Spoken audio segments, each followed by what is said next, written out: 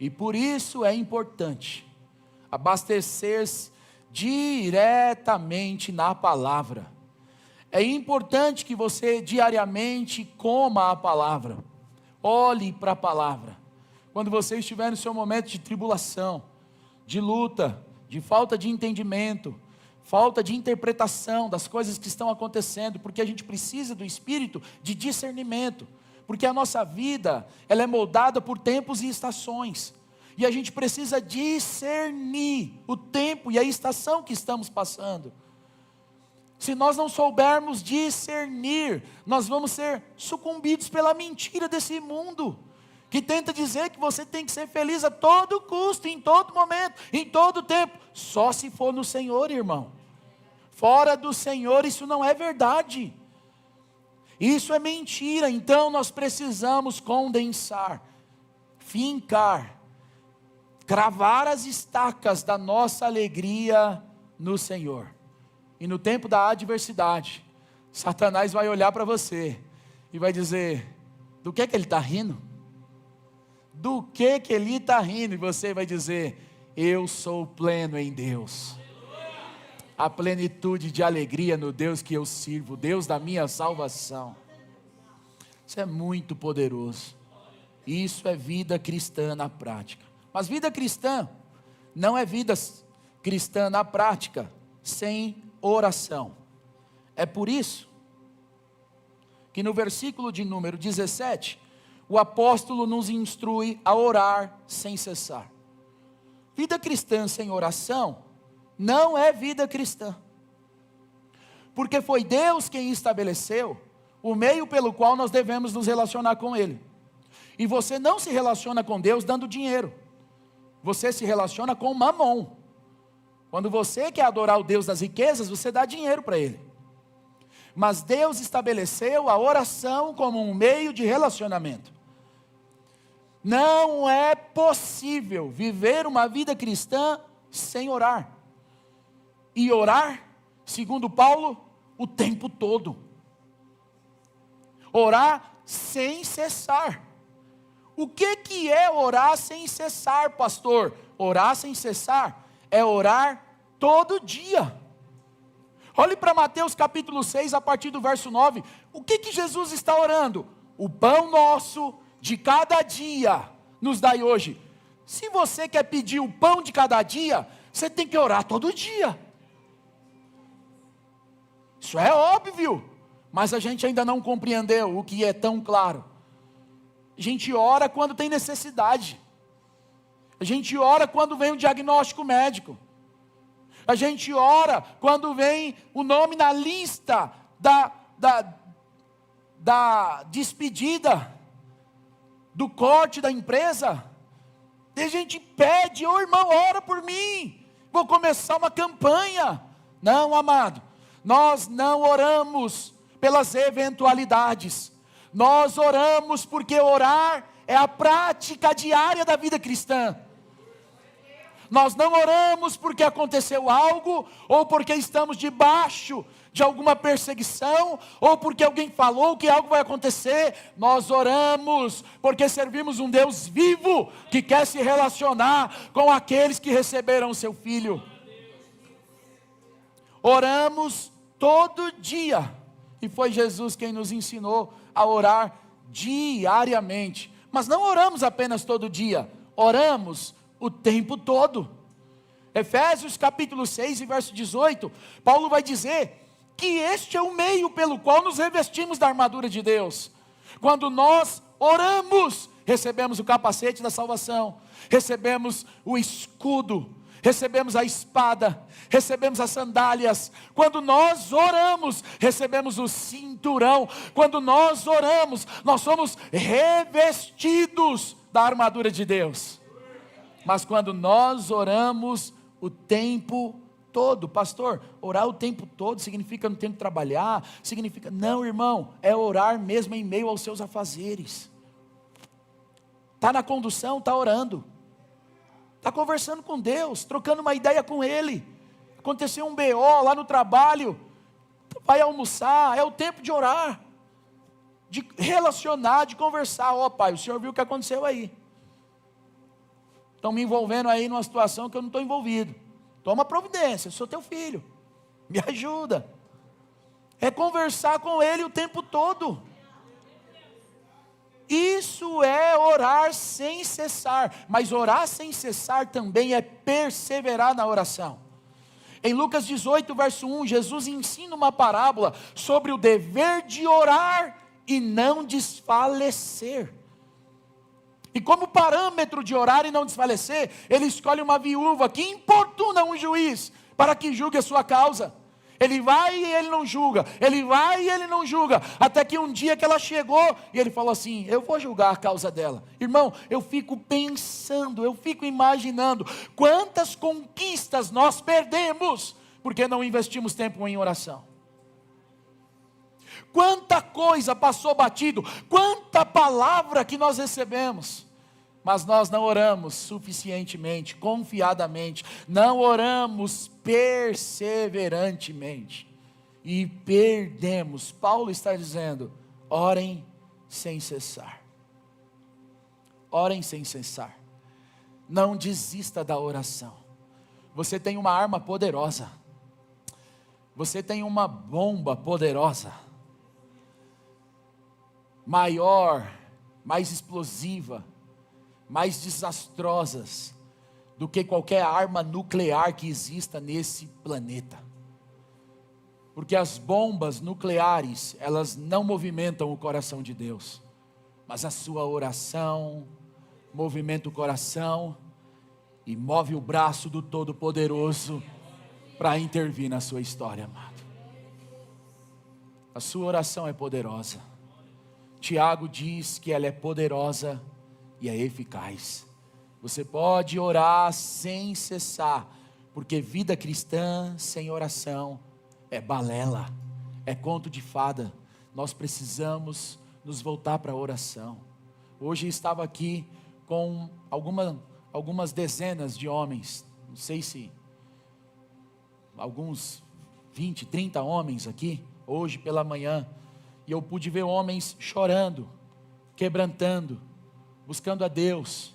E eu creio que é isso que Deus quer de nós, homens. Eu creio que é isso que Deus quer da igreja.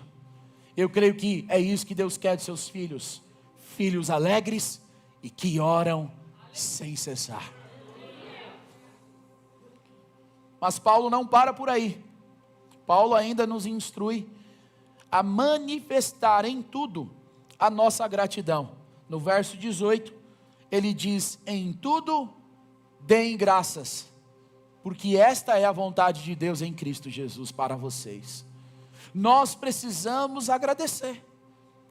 Muito da insatisfação e da murmuração vem pela falta da gratidão. Comece a lembrar das bênçãos de Deus, para ver se seu coração não fica agradecido. Comece a trazer à memória aquilo que te dá esperança, para ver se você não começa. Lembra do livramento que Deus te deu. Lembra da porta que Deus te abriu.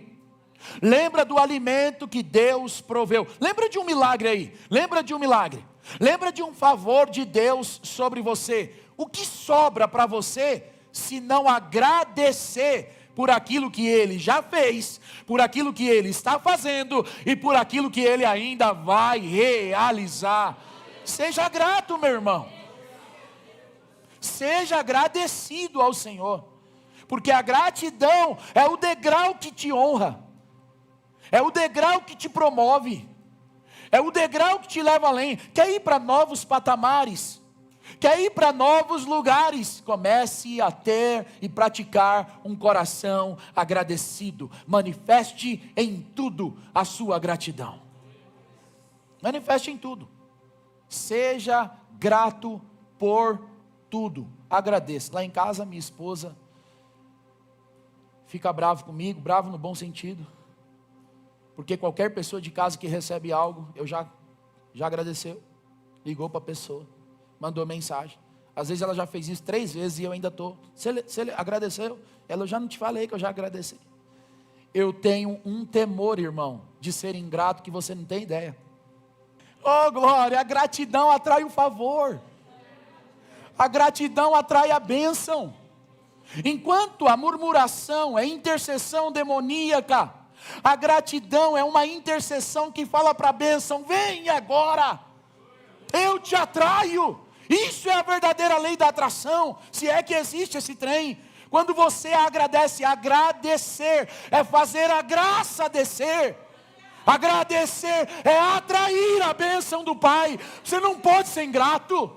Você não pode comungar dos demônios, do diabo, da reclamação.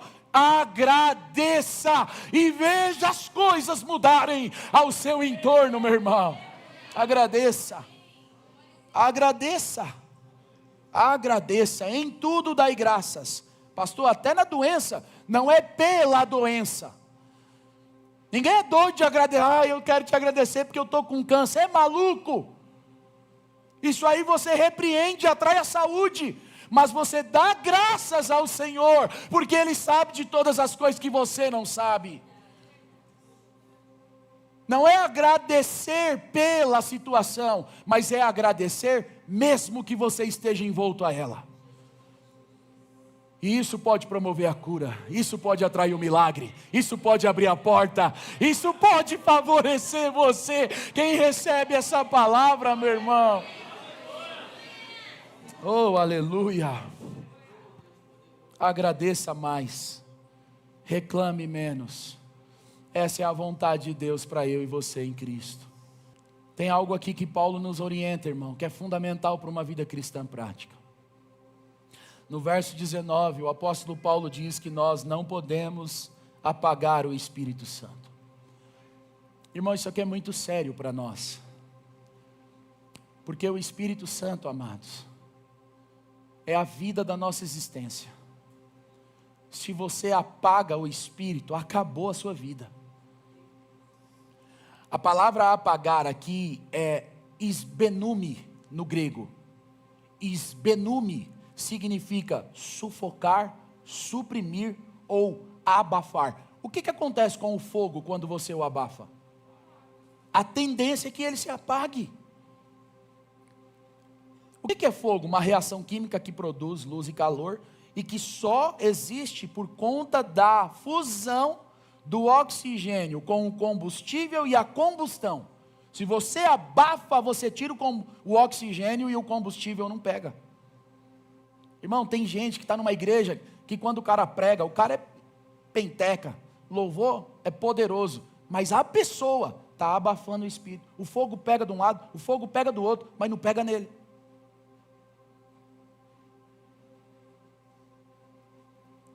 Descobriu? Não é que o irmão está muito emocionado, é que você está muito frio. Não é que o irmão está se exaltando demais, é que você está abafando. Aí o fogo cai ali, o fogo cai aqui, o fogo pega lá, e a fagulha não respinga em você. Porque se abafar o fogo, a tendência dele é apagar. Por isso que você precisa colocar lenha todo dia. Alimentar o fogo todo dia. Levítico 6, 12 e 13 diz que o fogo deverá ficar aceso continuamente sobre o altar.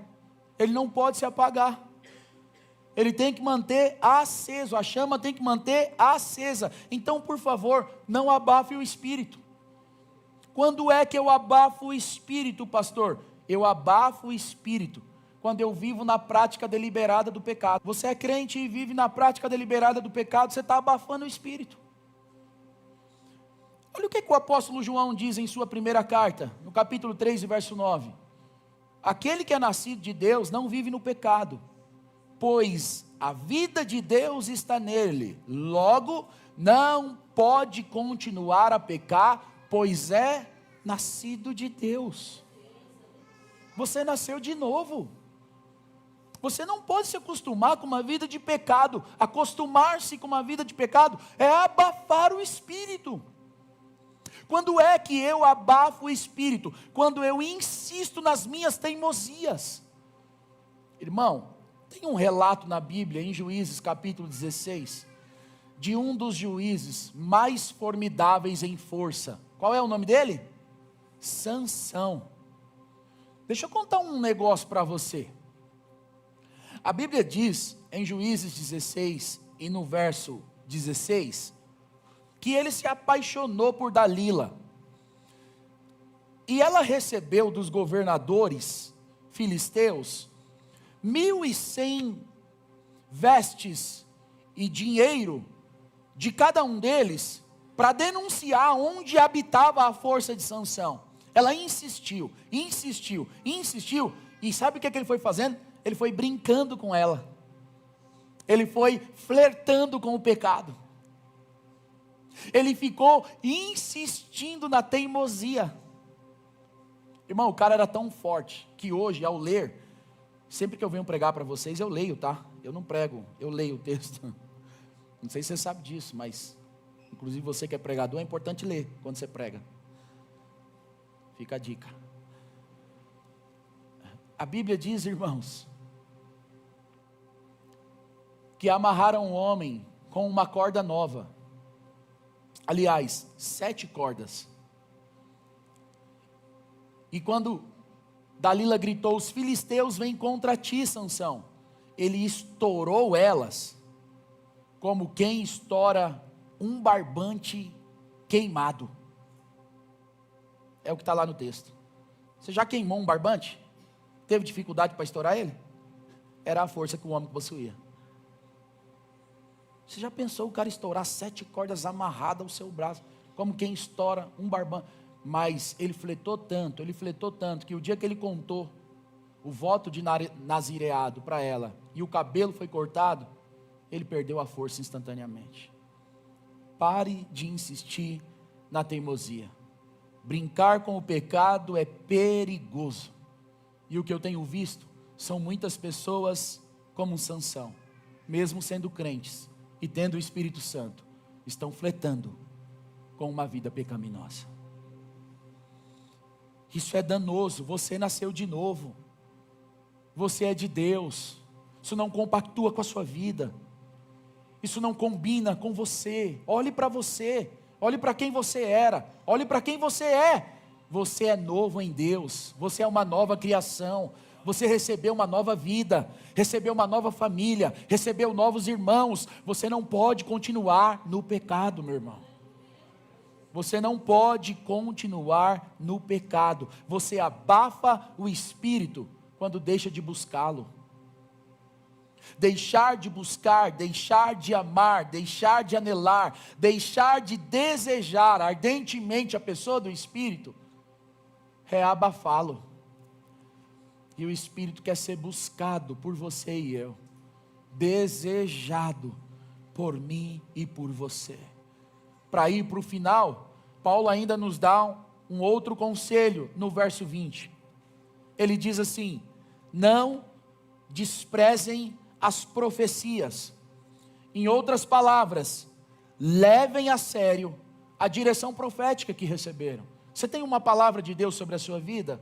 Deus falou algo. Eu particularmente creio que todo crente tem uma liberação de uma palavra profética sobre a sua vida. Eu não sei em qual momento da sua vida, eu não sei em qual estação, mas eu acredito piamente que todo crente, um dia, na sua vida cristã, recebeu a liberação de uma palavra profética, seja pela leitura da própria palavra, ou seja, por meio de Deus ter usado um profeta para liberar uma palavra sobre você. Todos, um dia receberam uma palavra. Guarde essa palavra e leve ela a sério. Você crê que ela é de Deus? Você crê que ela é verdadeira? Você crê que ela vai se cumprir? Não abra mão dela, ela é a palavra do Senhor para você. Leve a sério a profecia. A direção profética foi liberada. Deus falou com você. Tome posse e siga a sua vida crendo que o que o Senhor prometeu, Ele é fiel para cumprir na sua vida, em nome de Jesus.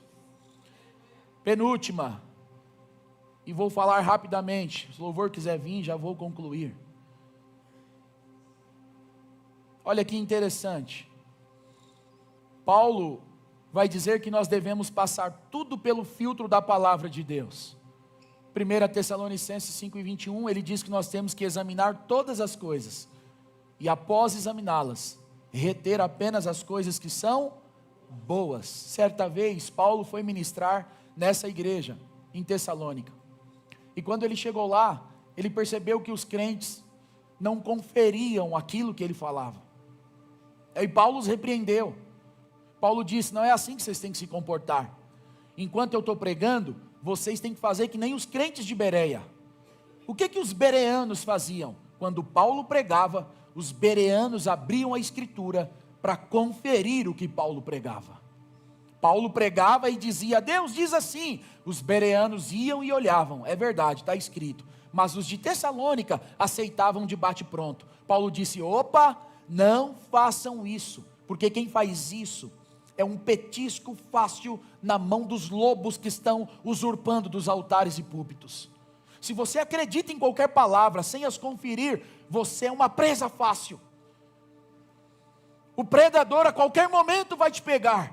Você precisa olhar para a palavra de Deus, porque uma vida cristã saudável é aquela que nos ensina a conferir, a confrontar as coisas que estão sendo ditas e ministradas com base na palavra. Por favor, comece por mim, comece por aqui. Nós aprendemos em casa, diz que educação vem de berço, não é assim? Comece por aqui.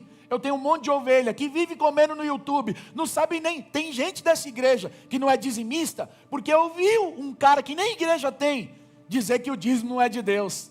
Ô querido, você precisa olhar para a palavra, você precisa ser um bereano, você precisa conferir o que a palavra diz. Agora, fulano, ciclano, o youtubiano disse, você acatou. Não, nós aprendemos em casa. Comece abrindo a sua Bíblia. É por isso que eu prego expondo versículo, é por isso que eu prego colocando referência. Tem gente que morde o beiço aqui quando eu venho com 300 versículos, mas é assim que eu gosto de pregar, irmão. Eu gosto de mostrar que não é filosofia minha, que não é pensamento meu, é uma exposição verdadeira da palavra do Senhor, amado. É uma exposição da palavra. Se não for a palavra, eu preciso rejeitar. Eu preciso dizer: irmão, você é uma bênção, você é de Deus, mas onde está a palavra? Onde está a palavra? Nós precisamos da verdade da palavra. É ela que nutre, é ela que alimenta, é ela que direciona, é ela que dá vida. A palavra de Deus é suficiente para nós, e ponto final. E ponto final. Então comece por mim, por favor. Avalie o que eu estou pregando aos seus ouvidos e ensinando ao seu coração, e replique isso em qualquer ambiente onde você estiver. Qualquer pessoa que está pregando aqui está sob a minha análise. Às vezes eu não estou anotando, mas estou conferindo. Ontem eu estava aqui no culto de jovens, e num dado momento eu disse: opa, não é isso que está dizendo a escritura, não. Segura aí, vaso. Não fique em paz, Kaique, não foi a hora que você pregou, não.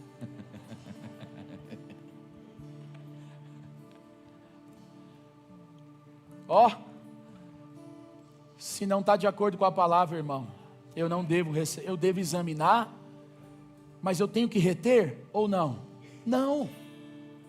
Eu examino tudo, eu escuto, eu sou educado. Eu não preciso ser grosso, bruto, e dizer que você não vale nada. Eu só preciso falar: no meu coração isso não entra.